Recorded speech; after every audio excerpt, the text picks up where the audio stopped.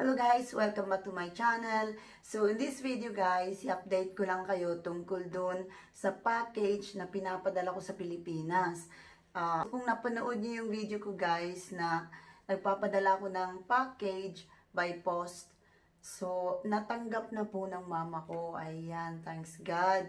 Kasi nag-alala po talaga ako nun. Kasi ang mga laman nun is mayroong mga vitamins, mayroong mga may nilalagay ako na mga gamot para sa mga allergies, mga ganun. So, nag-aalala ako guys kasi nga baka makikita nila na gamot yung nasa loob so hindi nila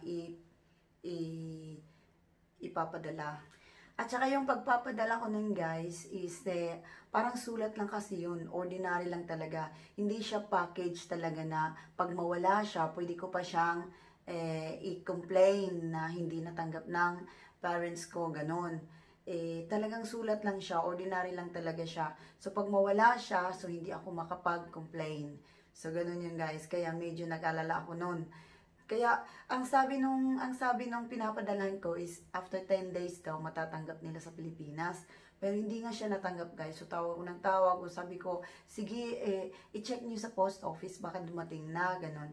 Kasi nga, sabi dito is 10 days lang. Pero, natanggap nila talaga dun guys is mga after 1 month talaga siya.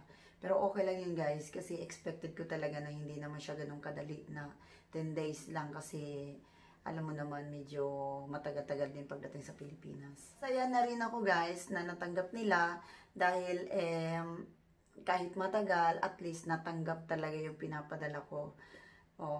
At saka dito kasi guys meron nga na nabanggit ko doon sa una kong video na meron ditong balikbayan box.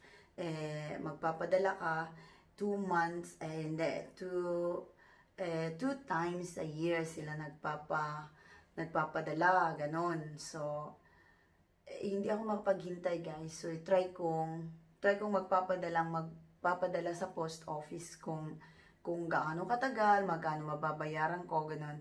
So, at least may idea man ako kung magkano talaga yung mababayaran ko. Yung napadala ko, guys, is 1.5 kilo siya.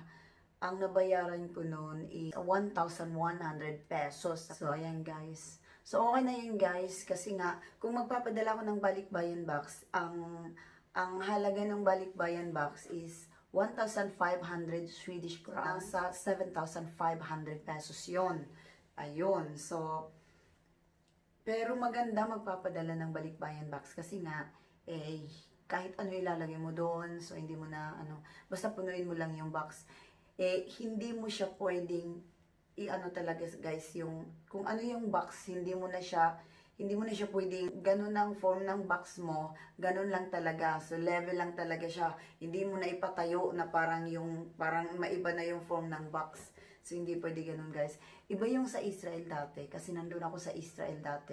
Yung box namin doon, balikbayan box namin doon. Talagang ini-extension pa namin, guys, nakatayo na yung box.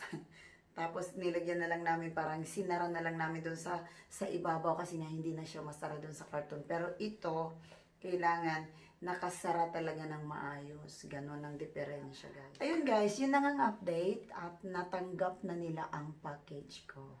Ayun. Thank you for watching. Bye!